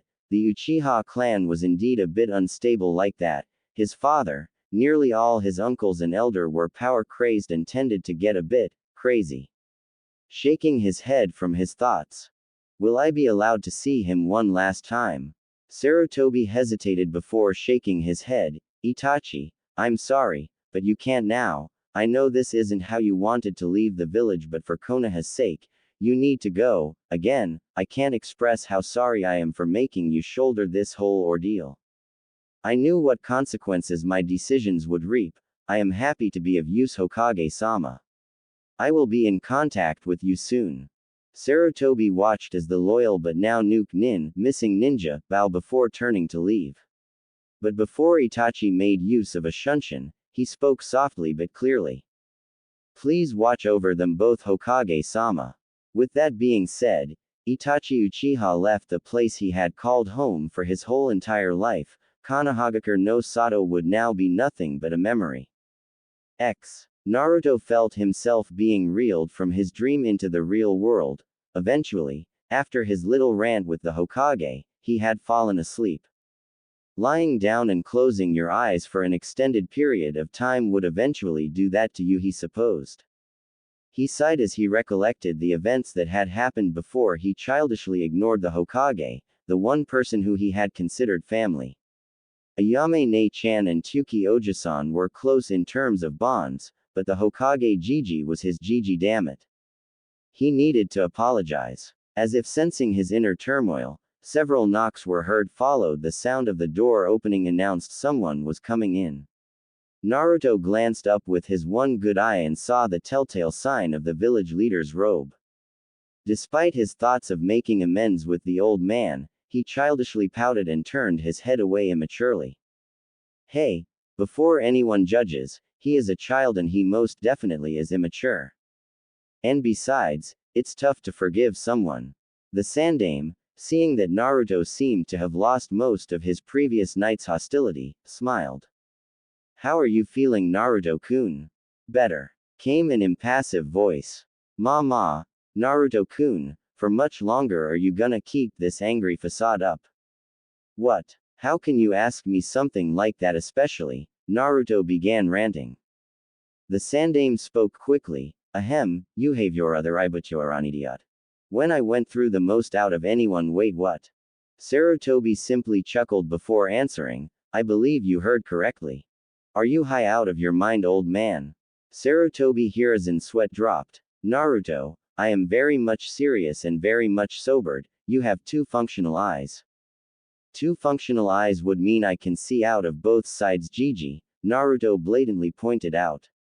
Yes, I am well aware of that, but listen, Jiji, I forgive you, but only on the condition that you stop taking drugs. I don't really know what brought you to the point that you needed to start taking drugs, but ow. Naruto felt 2 hands grab him and lift him with surprising ease. Hey, I'm still sore and my head still hurts. Let me down, you old Jiji baka. Sarutobi had grown tired of the admonishment of a child, so here he was, taking said child and walking to the bathroom. He plopped him on a chair that he had brought with him. The blonde Jinchuriki crossed his arms and huffed as he glared at the Hokage of Konoha. What kind of ed-up drugs are you taking to make you do all this weird shit, Jiji? Shaking his head in exasperation, Sarutobi Hiruzen simply pointed at the mirror. The reason you couldn't see out of your other eye is because of that. Naruto scoffed as he turned to look in the mirror. What the hell are you talking about? Oh. Naruto blinked. Oh, that was the problem. Are you kidding me? Naruto groaned. I am such a complete moronic idiot. Sarutobi nodded in agreement. Indeed you are. Naruto sighed as he stared in the mirror. He couldn't believe that this misled him to believe that he didn't have a proper set of eyes. Of course he would see pitch black if there was a shit ton of bandage wrappings around his eye. It was so tightly wrapped around his head it was probably the cause of his damn near migraine. He began unwrapping the gauze. As he continued unwinding the bandage wrapping from his head, he began fumbling with the bandage wrap due to increased excitement with a hint of anxiousness. It was getting too much for him. Will he have some crazy colored eyes? He continued pondering what kind of eye color it could be. Hopefully it was anything but black. He didn't want to look anything like Sasuke Tem.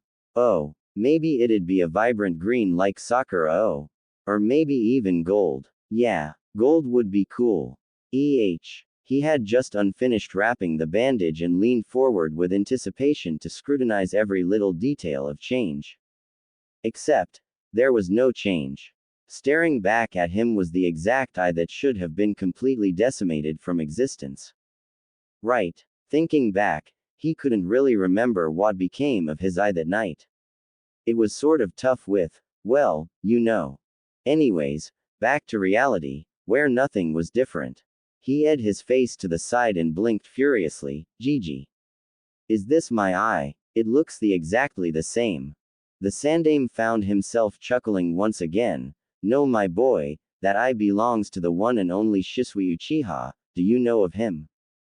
Yeah, Itachi mentioned him tons of time, something about them being rivals and brother in arms. Indeed they were. Shisui along with Itachi were renowned Sharingan users. They were among the best in the Uchiha clan, if not the top 2. Nearly every Uchiha who had unlocked their Dujutsu seemed to have some passive ability unlocked unique to them. Sarutobi looked at Naruto's right eye thoughtfully. I wonder if he will possess the Sharingan. Whoa whoa whoa. Wait a second. So Itachi actually killed the whole clan off. At the Gigi's nod, Naruto yelled, so why the hell did he give me this eye? Perhaps he saw something in you, we may never know. Nay, Gigi, does this mean I have the Sharingan? He started off excitedly, but ended up slightly frowning. It certainly doesn't feel like it, and from the looks of it, it feels like my other one. The Sandame stared at the boy intently. I honestly don't know, Naruto, your body adapted to it well enough, someone did a remarkable job of patching you up. I suppose we'll just have to wait and see. Naruto looked at the mirror intently. What the hell were you thinking, Nisan? Due to the whole incident that involved a certain traitorous Uchiha and his clan, Sarutobi Hiruzen cancelled the academy classes for a whole month. A whole month. What the hell am I supposed to do now? Naruto thought, a tad bit annoyed at the fact that he had nothing to do. He was currently walking in a henge of a nondescript civilian. I guess I can go train. I wonder if the caterpillar guy is out there. He was near the Inuzuka compound when he heard a whimper. Naruto stopped for a brief second, contemplating whether or not it was worth the trouble to actually sat his curiosity before walking on. He didn't want to really deal with anything. He found that his curiosity often led him to more trouble than any good. Another whimper. Fuck. He groaned as his body moved on its own will toward the pained whimpering. He continued walking around until he reached an area of alleyways. Occasionally pausing and preening his ears when he entered the maze of alleyways, he took on a satisfied expression when he heard he was getting closer by the second. Dropping his henge in a plume of smoke, he quickened his pace to a run when he heard a pained bark and several threatening growls. When he rounded a corner, he saw a puppy that was the size of a large adult fist. Surrounding the small dog were several larger dogs baring their teeth at the obviously injured puppy. The puppy itself had a black fur coat with hints of orange around his body's underside and paws. Naruto clenched his fists. If there was one thing he hated, it was bullies. Subconsciously letting out killer intent, Naruto picked up a lead pipe lying on the floor and roared. However, the lead pipe was not needed as the dogs cowered at the unintentionally leaked ki. Naruto stared after the dogs that were bullying the pup for several seconds before returning his attention to said pup. Naruto tentatively held a hand out to the nearly all-black puppy only to see it bare its tiny canines at him. Naruto frowned. It was obvious that the puppy wasn't used to any form of help. Naruto's frown became even more pronounced when he noticed how malnourished the pup looked. Wow, this puppy reminds me of, well, me. Naruto sadly thought. Naruto brought out a piece of jerky that he had been saving for himself as a treat and offered it to the young pup while crouching, ever slowly trying to approach the small dog. As he drew closer with the piece of meat, the dog growled and snapped at the drawing hand. Naruto stopped in his tracks and sat. The dog needed some treatment, but without trust, Naruto couldn't get near him. So he'd wait, patiently. Even if patience wasn't his strong suit. And wait he did. A staring contest ensued between both occupants of the alleyway. For what seemed like a century, the two continued staring until the pup finally gave up. A small smile tugged at Naruto's lip as he saw the dog extend its neck toward the jerky that had been placed on the ground, all the while staring at Naruto with suspicion. Suddenly, the dog snapped out and took the piece of jerky, immediately retreating with its back to the wall. The injured pup scarfed the jerky down in a heartbeat. Then it promptly fell over from what seemed to be exhaustion. Naruto sighed in relief as he scooped the young canine into his arms. Now all he had to do was find a place that could take care of the pup. Naruto frowned as he realized that most likely no one would care for anything that had any relation to the blonde. Realizing where he was near, a metaphoric light bulb appeared above his head. Duh. How could I forget? We're near Kiba's place. I think. It certainly smells like him, Naruto thought as his senses picked up on a somewhat familiar scent. Kiba wasn't exactly his friend, but they got along well enough as classmates. Kiba, Shikamaru, Choji were the few that treated him indifferently, they were the closest things he could call a friend. Kiba laughed boisterously as he chased his little furry companion down. Yep, this was the life, getting a pup and then spending the rest of your days. Kiba halted his game of tags and looked up, sniffing the air. Huh, I know that smell, if I'm not mistaken, this smells like the dog. Kiba, came the unmistakable voice of the whiskered boy. Yep, that's definitely Naruto. Kiba smirked. The puzzling thing was that there was another smell that accompanied the pariah. It sort of smelled like a dirty dog.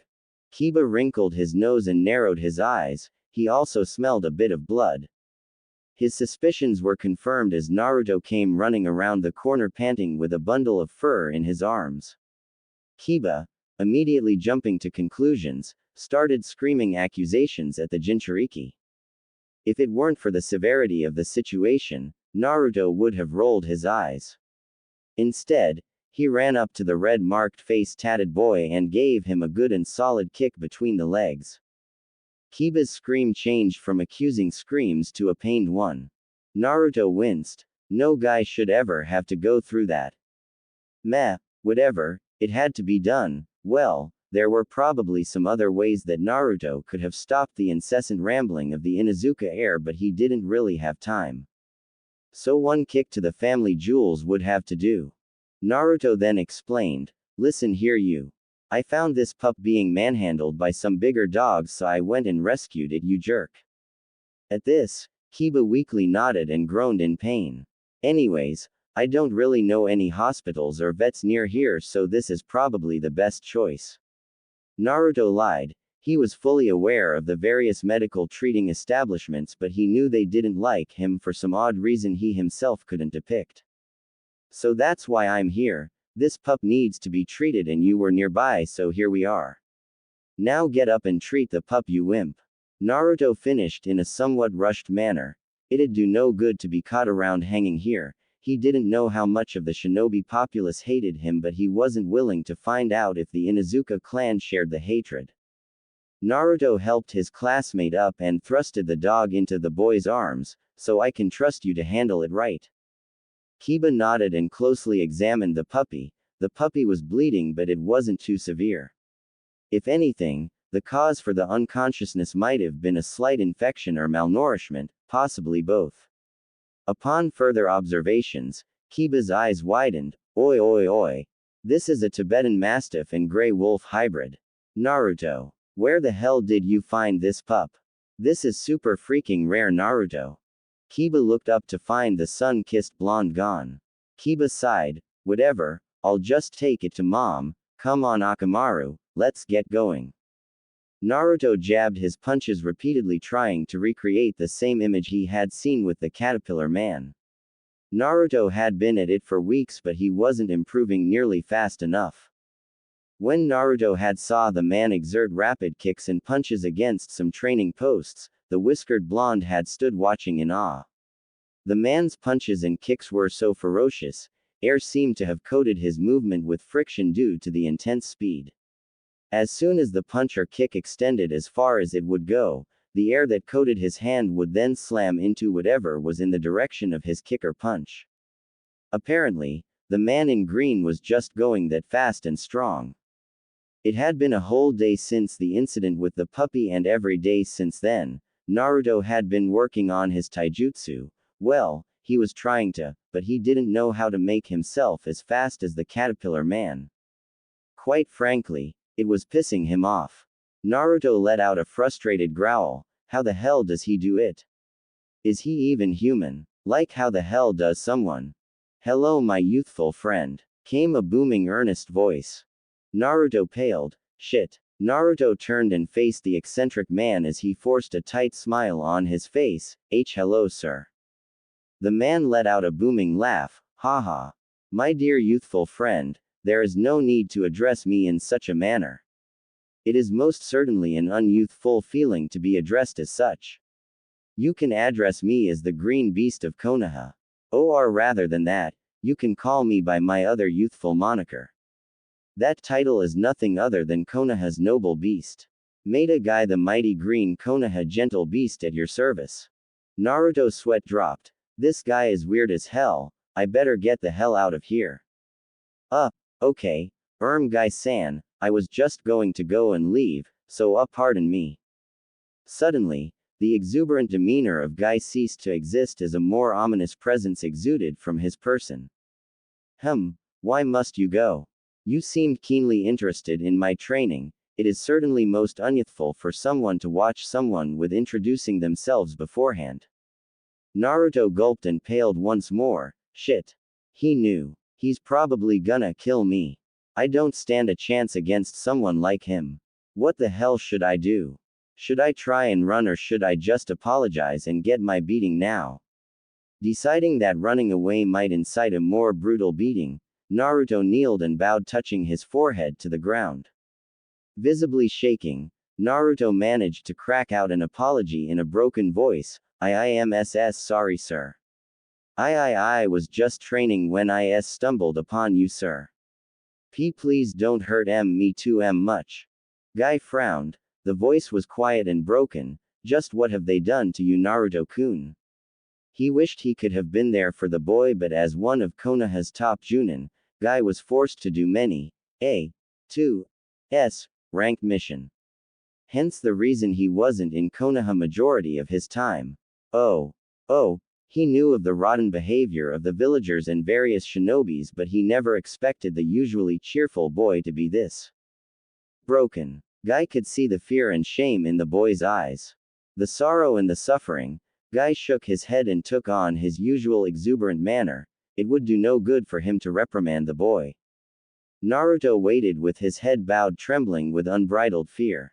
So it came to him a great surprise when he heard an equally unrestrained laughter. Confusion on his face, Naruto looked up to see the bowl-cut man had thrown his head back with his hands on his hips. Never fear the power of youth, my dear boy. Stand proud and never fall short of yourself. Let the power of youth guide you. Naruto was confused. Just what the hell was this guy, pun intended, saying? Did he want him to stand up?